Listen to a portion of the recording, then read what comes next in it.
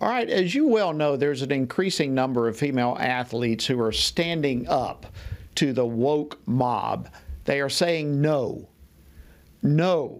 to men in our bathrooms, no more men in our locker rooms, no more men competing against women in head-to-head competition.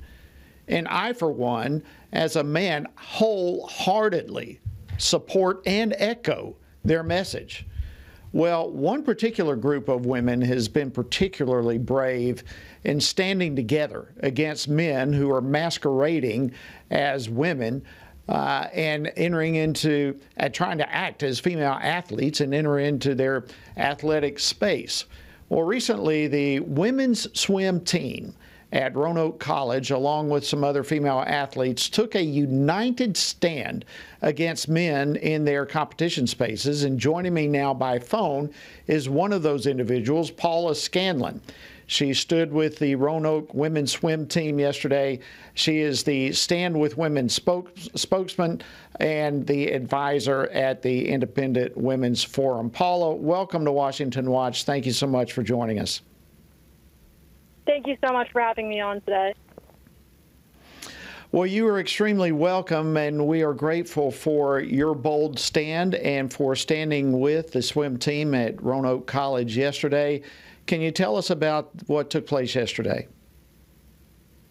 Yeah, yesterday, so the Roanoke College girls broke their silence, and they talked about their experiences of what they went through being told that they had to have a man join their team. And the girls all stood together and did a press conference, and 10 girls, I think it was about 10 girls, opted to give remarks on what having a man on their team meant to them and how much it was harming their well-being, their athletic opportunity, and just their privacy and safety. And this is the first time I personally have seen a team come together and say enough is enough. And ultimately, the male athlete actually did opt to quit the team over the girls' stance, which is really great. Yeah, that's tremendous, and it shows yet again, Paula, that when people take a stand, courage has tremendous impact and influence, and the fact that he stepped down, I think, is a huge indication of that. But you yourself also have been an incredible leader. When it comes to courage and this whole issue. You were on the University of Pennsylvania's women's swim team, and you were there likewise with so-called teammate, if you will, Leah Thomas. What was your experience with him? Yeah, so my experience on the team was very much that the university told us that our opinions didn't matter and that one athlete, Leah Thomas, mattered more than the rest of us. And the Roanoke College girls also shared that same experience. My university told me that Leah being on the team was a non-negotiable. They told us that if we spoke against having to share a locker room and compete alongside against a male, that we would regret it for the rest of our lives, that we would lose all opportunities to eventually get a job. And ultimately, they told us that if we still had objections to Leah being on our team, we should seek psychological services and go to counseling to be comfortable with the idea of having a man in your locker room. They told us we needed psychological services and counseling. That is just unbelievable. And you said the Roanoke women's swim team probably experienced very similar verbal lashing and intimidation, however you want to phrase that. So this type of thing is happening, as we all know, more and more all over the country.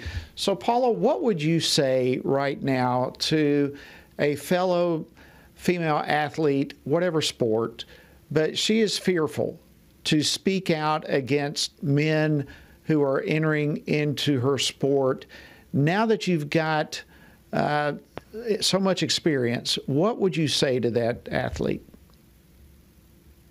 Yeah, I would say to them that I understand the fear. I was once in their position as well, but just know that most Americans agree that men do not belong in women's competitions.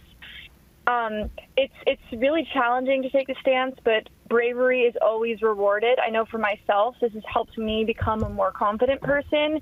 This has helped me become more comfortable with sharing my own opinions. I used to, even when I first started talking about this, I was still scared to fully speak my mind on my issues. But now that I've started speaking, I've unlocked even more of my voice. And I know every other girl, if given the same opportunity, would do the same, and it would do great things for their self-confidence, for their rights, and for just the rest of their lives, and also for other girls who are going through a similar situation. It'll help empower them as well.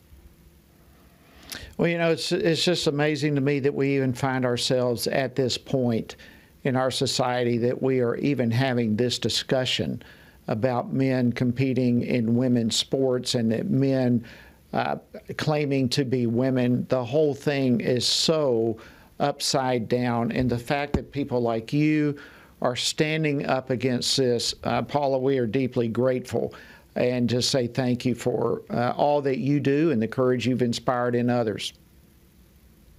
Thank you so much. It means a lot to have your support, and just continue to just share support to all girls. I think this is a fight for everyone. It doesn't matter who you are. Everyone has a woman in their life or a girl in their life that's going to be affected by this. So it's so important that every single one of us uses our voices and continues to speak up against injustice when we see it. Absolutely, and we'll do. Thank you, Paula Scanlan, Stand With Women spokeswoman at the Independent Women's Forum. Have a great weekend.